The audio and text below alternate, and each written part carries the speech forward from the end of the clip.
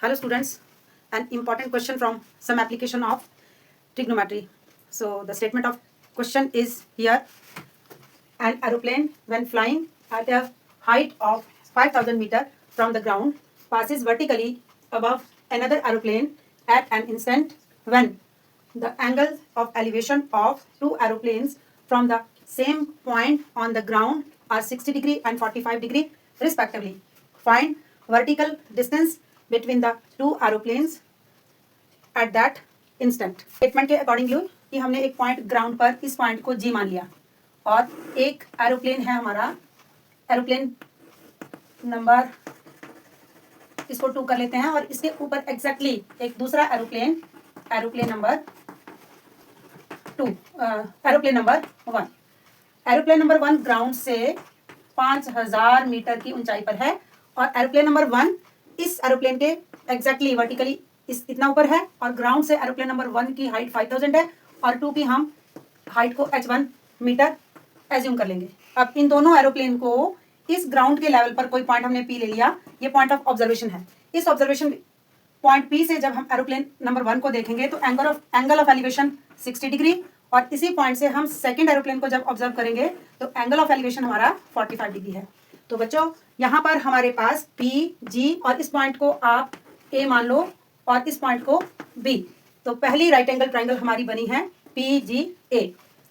Aeroplane number 1 को जब हम इंक्लूड करेंगे तो इसके लिए एंगल जो रहेगा वो 60 डिग्री और राइट एंगल ट्राइंगल लेंगे हम PG और A। इस राइट एंगल ट्राइंगल PGA के लिए हाइट बनेगी AG। हाइट AG मीन्स की ये हमारे पास जो A और G हाइट है इसको हम परपेंडिकुलर मानकर चलेंगे और इसकी हमें वैल्यू 5000 दी है कि एरोप्लेन नंबर 1 जो है वो ग्राउंड से 5000 मीटर की ऊंचाई पर है और इसके लिए बेस जो रहेगा इस ट्राइंगल के लिए PGA ट्राइंगल के लिए बेस को हमने x एज्यूम कर लिया है कि वैल्यू अगर ट्राइंगल के अकॉर्डिंगली देखें तो P और G हो जाता है।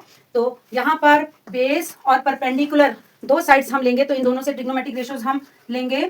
टेंजेंट एंगल लेंगे 60 degree, angle 60 degree perpendicular A और G और बेस है PG परपेंडिकुलर अपॉन बेस। तो टेंजेंट 60 की वैल्यू टेबल की वैल्यू √3 होती है और AG की वैल्यू 5000 मीटर और बेस है x। इसी तरह से अब इसको क्रॉस मल्टीप्लाई करेंगे तो √3 को x से मल्टीप्लाई कर दिया इज इक्वल टू 5000 और x की वैल्यू हमारे पास आ जाएगी 5000 अपॉन √3।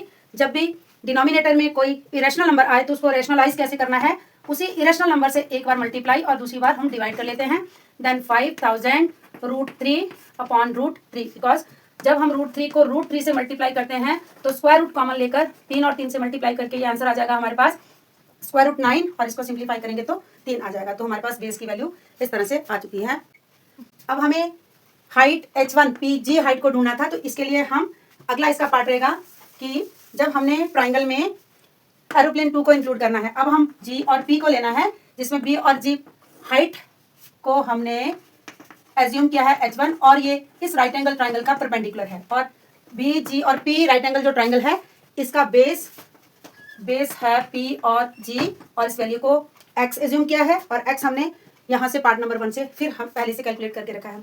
तो फिर से ट्रिग्नोमेट्रिक रेशियो रहेगी इसमें टेंजेंट और 40 एंगल जो है angle is 45 degree, tangent 45 is equal to perpendicular जो h1 है और बेस x यहाँ 1 होती है और यहाँ h1 और ये जो x है वो इस 1 से आकर मल्टीप्लाई हो जाएगा और x की वैल्यू हमने यहाँ से कैलकुलेट करके पहले से रखी है।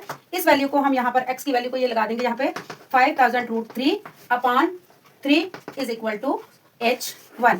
सो हमें कहा है कि क्वेश्चन में कि दोनों एरोप्लेन्स के बीच में डिस्टेंस फाइंड करो, एरोप्लेन नंबर 1 और 2, तो दोनों का अब हम सब्ट्रैक्शन ले लेंगे। एरोप्लेन नंबर 1 की हाइट है 5000 और B और G माइनस BG को हम माइनस कर देंगे 5000 माइनस 5000 √3 अपॉन 3।